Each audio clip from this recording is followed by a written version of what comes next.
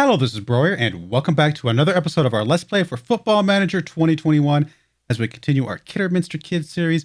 This is the start of our third season, still in the Vanarama National North, but I have some hope that we're going to get through it this season. I don't know that we deserved going up last season as based on how inconsistent we played, which obviously we didn't. So there you go. But I think if we find a good formation, get some good solid youngsters, kind of getting them homegrown at clubs, stuff like that, and really just we need to earn it by like just making it no doubt, in my opinion. So let's see if we can do that this season. Today we're going to be doing the season review and the transfer special. Don't know how much transfer special we're going to have. We'll do as much as we possibly can. Although we are very limited on our budget right now. We're pretty much in the hole right now. I was really hoping we go up just because we kind of need some more money coming into the club, but it is what it is. We'll see what we can do. Let's get into the episode.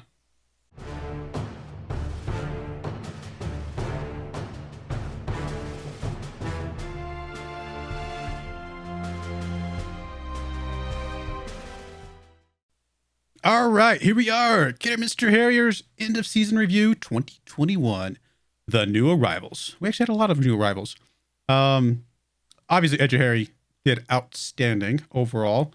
Great stuff from him, although they apparently only gave us a C. Okay, not sure why. Stavro got us a C+. Sraha, B-. There you go. Mulvaney, C+. Polak, a C. Unwin. Anybody else that was higher than anything like a... There's a B- from Tavares. Gittery, a B-. Bello, a B-. Garcia started developing really well. Actually, I thought he should deserve more better than that. And a McGuire, a B-. Anybody out that they really did not like? A couple C+, so nothing too crazy here. And then let's go look at the season results here. Oh, so painful. So painful. That's all right. It's all right. We got so close. Very, very close. Good team. Good. We played well, just not well enough. Like I said, many times in the last couple episodes. Just not quite good enough, but we did overachieve in my opinion. So gotta hold our heads high still. We were expected to be top half. We were definitely top half. FA Cup, we were expected to reach first round. We got third qualifying, so we got knocked out a little bit early here, which was unfortunate. FA Trophy, we reached second round was our expectation. We got third round. So again, not well there, unfortunately, but that's all right. It is what it is. We're still going to be here because obviously we played well in the league itself. Moments to remember. Biggest win was against South Shields, which actually was pretty late in the season. 5-0 win. I actually thought once we got that win, I was like, wow, this team's gonna finish strong, aren't they? Not so much. Not so much.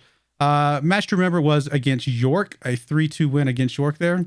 And our goal of the season was from Maxwell. 68th minute goal from Maxwell here. Let's go check this goal out.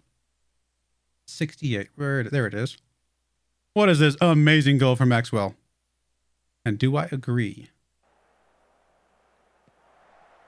I mean, that was pretty good goal. I mean, free kick, just curved around, top corner. Not bad, not bad. I'll give it to him. All right, let's see here. What's next? Finances.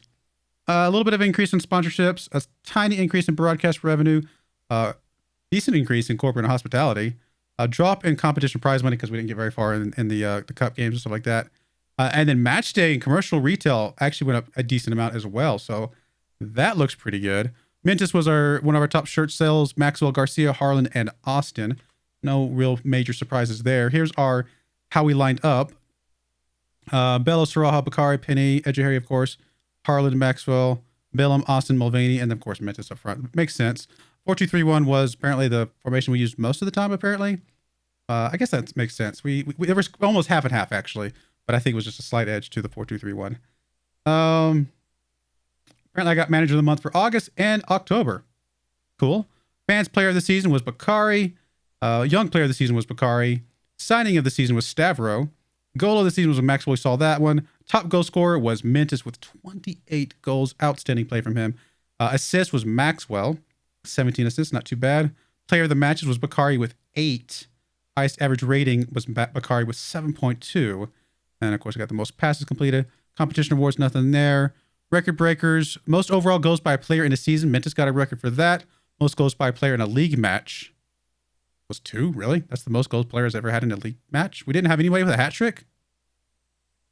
Okay. Most assists by a player. Awesome. Clean sheets. 18 clean sheets from Edgehari. Wow. And all the other awards here. Fastest goal, 22nd goal from Mendes. That's insane. And we're going to see a lot of youngest goal scorers, I think, over the years, because obviously we're bringing a lot of youngsters anyway. So I expect to see that pretty often, probably. Although, maybe not so much, because we've already got a really young goal scorer. So maybe it will be actually harder for us to get a future goal scorer that young, because we started so young with some of these guys. Players inducted into the Kidderminster overall best 11 squad. We got Mentis in there. Starting the James office, we had him last season. Austin's still in there. Kellerman, Maxwell Montrose, Richard Stavro, Bakari, Penny, Ejihari's back in there. So that's some pretty good guys in there. So I guess the new guys are Ejihari, Stavro, Saraha, Mulvaney, and Phillips for the new guys into the team. There's season review. Performance, quiet and leaky defense. Sounds about right. Aggressive and clinical offense. So apparently our offense was not bad. We had an XG of 71.6 and actual goals of 81. Our X points was what was lower. And then, of course, our position. We should have been first place based off our X points, which I agree with. We should have played better than we did. But, you know, it is what it is. Club vision and expectations meeting. He wants to play possession, attacking football, develop players using the club's youth system. Planning on doing that anyway. Make the most of set pieces. Play high-tempo pressing football. So he wants to play high-tempo pressing, attacking, possession football. Got it. Work within the wage budget. Easier said than done. And, you know, I think this is all fine. We'll go and accept all that. They want us to reach the playoffs, continue to challenge. They expect to stay in the Vanarama National North, though, for the next 5 seasons, which that is hopefully not going to happen. End of season team meeting. Discuss plans for next season. Yeah, we're gonna go up as champions. They're not gonna like this. I can almost guarantee you they're not gonna like this. Yep, I was gonna say they're all offended. Kick the chair. No, I can't kick the chair. I have to be nice. We'll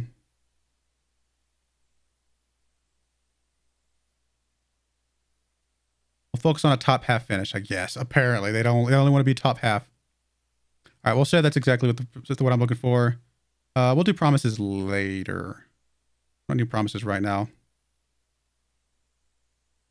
All right, well, I mean, not the best team meeting in the world, but it's what I would have said. I think we should go up as champions next year after how we played this season. So it's what I would have said in real life. We'll go with it. All right, anything else here that we want to look at? I did pick up a new player right there at the end of the season. 18-year-old kid named George Scott. He can play left. He can play the center. He can play defensive midfielder. He can play just straight up midfielder. Current 2-star player. Could go as high as, I don't know why it's not showing here, but he was 2-star, could go as high as like 4 or 5-star, something like that. So I figured we'd go ahead and bring him on here at the end of the season. Seemed like a decent player to go ahead and grab into our team. But other than that, I haven't done any other transfers yet. Okay, it's just the manager of the season, I suppose. I'm assuming we're in this somewhere. Yeah, we're second on here. We'll vote for the guy at the bottom. South Shields here. Actually, I don't know. Would I actually do that? Who would I vote for if I was voting for this? Honestly, I probably would vote for... I'll vote for Andrews. That's probably who I would vote for. He beat us at the end there. Played well. We'll do that. All right. Well, we'll be back when there's any transfer news at all. I don't know how much there will be, so this might be a pretty quick episode. We'll find out. But I'll start poking around, seeing what we can do, and hopefully we can get some decent players that can still be homegrown at club and develop us out a good team and a good tactic for next season. We'll be right back. All right, we are back, and today is the first day of our new season, our first games, which we'll be showing that in tomorrow's episode. But for now, let's look at our transfers. All none of them. we didn't do so good on the transfer side of things. I did offer a couple contracts. I actually offered a contract to an 18-year-old kid who was 4-star current ability. He went somewhere else, so that didn't work out. And there was a couple other guys mixed in there that I tried to get contracts with. They went somewhere else. So I have, like, you guys saw the George Scott guy we picked up. So I'm really, the biggest reason I like him is because of his flexibility, if nothing else. I mean, he's only current 2-star, but he has decent potential and he's very flexible. And I feel like that's going to give us a lot of opportunities to get him played out there. We also did get rid of Sam Austin here. He was not currently trained at club. And since he's 25 years old, he was not going to get trained at club. So it seemed like a good guy to get rid of. And we were able to get a little bit of money for him, about £9,000. He was valued at 9.75, so not bad. I mean, we got something for him at least. He was obviously very flexible. He was a great player. Nothing wrong with this guy at all. other than he breaks the rules, right? So we got rid of him. There's one other guy I'm trying to get rid of that I think is the only other one that's currently not trained at club that is 21 or over, and that is Kaziah Martin. He is not trained at club. I don't think he will be. Pretty sure. Like, I think sometimes the 21-year-olds can, depending on when their birthday is, I think they still can. I'm actually not sure, but it looks like he's going to be trained at club at Sula Hill Moors. So I'm going to try to get rid of him. I haven't been able to get anybody to pick him up, but we're going to keep trying. He's currently listed. We'll see what we can do. If not now, then we'll just release him next year. No big deal. If he's the only player we've got that's not trained at club, I feel like we tried, right? It's not like we're trying to break the rules. We're doing the best we can. Everybody else here is either trained at club right now or has a chance to be trained at club and things like that. So I think we're in a pretty good place overall. It's like you see, all these guys trained at club. All these guys can be trained at club. So I don't think there's anybody that is either not trained at club or not able to be trained at club that's still left at the team. So that feels pretty good overall. Also, I did renew a new contract with Mentis. I did put a little bit of a release fee on there. He's valued at 13.5. So I was like, okay, let me like quadruple that. I'll put a 40K pound release fee. And then before he even signed the contract, he was still not had the release fee on there yet. He hadn't quite signed the contract yet. Somebody comes in for like a 200,000 pound wage or offer for him. And I was like, I went way under on his release fee than I should have. I mean, he did sign it, and he is on a 40,000 pound release fee. So at least we'll get something for him. But if teams are coming in for 200,000, I've undervalued him quite a bit. I was not expecting to come in for that. I thought 40,000 would be too high, and he wouldn't even agree to the contract. But maybe I should have tried harder. But he did. He did sign the contract, and so he does want to stay. He signed a contract for 2 more years. He wants to stay for now. All we got to do is get him to stay until October or whatever it is, either November 10th or October 11th. I actually forget which order I have the dates in right now. But if he stays until the end of the year, he's homegrown at club. We can sell him on at that point. In fact, we might want to sell him on at that point to get us some money coming in, but we'll still have the opportunity to bring him back at a future date. That's the big thing. I want the opportunity to bring him back. I don't care about selling him. I mean, yeah, sure, we'd love to keep him. He's a great player. But if he can get him homegrown at club, then it's not that big a deal if we sell him on at that point to make us a little bit of money, get us out of a little bit of a hole we're in right now. We're actually in a 205,000 pound hole. So if we could sell him for a couple 100,000 pounds, you know what? That might get us out of this hole and help us out overall with the team. And then maybe someday we can bring him back if he's still a good enough player when we get it to a higher level. So that would be the plan. We'll see what we can do. But like I said, transfers just didn't go so well. We do have this guy right here that I'm trying to get a contract out for. He's not an amazing player right now. He does have some decent potential. He's not playing that well right now. But the other big reason I brought him in is because of his flexibility. He can play all over the place. I like the guys that have a lot of flexibility because that means that we have a lot more opportunities to play them and continue to develop them. As far as tactics going into the season, we're going to try my RB Leipzig tactics. If you've been watching the RB Leipzig games lately, and if you haven't, I just spoiled you telling you that we go to RB Leipzig in my other series. But hey, the thumbnails would have told you that. So this is the formation I've been using with my RB Leipzig team. Obviously, that is a much better team than this. They're able to do a lot better things. But I've gotten some really good results with it in that side. So I'm going to see if I can play it here because it's a lot of fun. I enjoy this formation a lot. We may not win every game, but I bet we put up a lot of points, right? I think that's going to be the goal here. I'd like to put up a lot of points, have an exciting season, and then just let the rest play out as it does. So this is probably going to be something like this, some sort of formation. The only thing we might change that's different would be the actual positions or the roles that people play. But overall, the positions, we're going to try this out as best we can.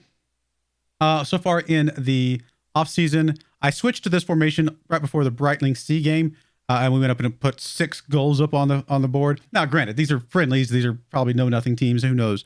But we're still. It's good to see some goals being scored, right? We got 6 goals here. We got 4 goals here. We got another 4 goals here. We only got 1 goal against Stockport, but I mean, that's fine. We're still scoring goals, and it felt like we've done pretty good so far. So we'll see how it plays out in the next episode against Kettering, followed by Fylde. But right now in the competition with 0 transfers, well, I guess 1 transfer we did at the end of last season that we've done, we are listed to be 7th. So not super great. We do have Mentis, who is one of the best players in the Dream 11, so that's awesome. But Maxwell's actually up there as well, and that's about it. So we don't have an amazingly strong team, to be fair. But 7th isn't bad, and I think we can overachieve a bit with 7th. And I'd like to try. My goal is to win outright the league this season. But we'll see. We'll see how we go. Because obviously we don't want to be in playoffs again. We saw how that turned out last season. So we'll see how it goes. I'm hoping for some good things this season. We're going to keep doing transfers. Obviously the transfers are not over. I don't even think the transfer window ends until like way later. It's like it's really long transfer window at this level. So we'll be doing transfers throughout the season. We got plenty of finances left. We actually have $30,000 in the transfer budget because I actually dropped the bonus for cup games to the bottom, but I left the season bonus at the middle where it started out. So got a little bit of money for that. We got a little bit of gap left in the wage budget, but obviously we're losing money like crazy right now. So we kind of have to bounce that out a little bit. We don't want to go super crazy, but we can bring in a few more players over the course of the season, possibly even one purchasable player if we can find a good one that's worth it. So we'll keep our eyes open. We'll keep doing some transfers where we can and kind of go from there. But here's the team. If we go look at the squad depth for this formation, we'll go look at current ability for our narrow here. In fact, we had to set this to our main tactic. We've got Mentis and Garcia, both, 3.5, 4-star. It's really good players. Fremantle and White can kind of battle for the second one and hopefully develop up a little bit themselves. We'll see what they can do. Our midfield, not terrible. I mean, we got Maxwell, 4-star player. Harlan, a 3-star player. Maguire, 2.5, not too bad. And then, of course, some other guys that can hopefully develop up as well. We've got a 3.5-star guy on the left. That's pretty good. A couple 3-star guys in the midfield here, although one of them is Maxwell, which will probably be playing as central midfielder most of the time anyway. But I feel like we have some decent players. And, of course, Edge Harry coming back as a 4-star. Somebody offered us £250,000 for him. Thankfully, he did not want to go because we'd obviously like to keep him for a couple more years. He's only 19. He's going to be really hard to hold on to as well until he can get homegrown at club. So we'll see what we can do. I feel like we've got a halfway decent team, but obviously we're going to keep trying to bring some more guys in. I just really hope some of these guys start to develop this season. If guys like Phillips or Tavares or Stavros, some of these guys can get 3.5 stars, something like that. White, if he can start developing up. Fremantle. If we can get some of these guys to develop up kind of like Mentis and Garcia and some of these other better players have, then I think we'll be in a pretty good place by the end of the season. So, all right, well, that's that. Pretty short transfer special because just not a lot to talk about. But tomorrow's episode should be a much more fun episode, I hope, because I'm really looking forward to going up against Kettering and Filed here and kicking this season off with a bang, I hope. Cross my fingers. But we'll see what happens. But I do appreciate you guys watching. May God bless you, and I hope you join me again next time. Thank you, and goodbye.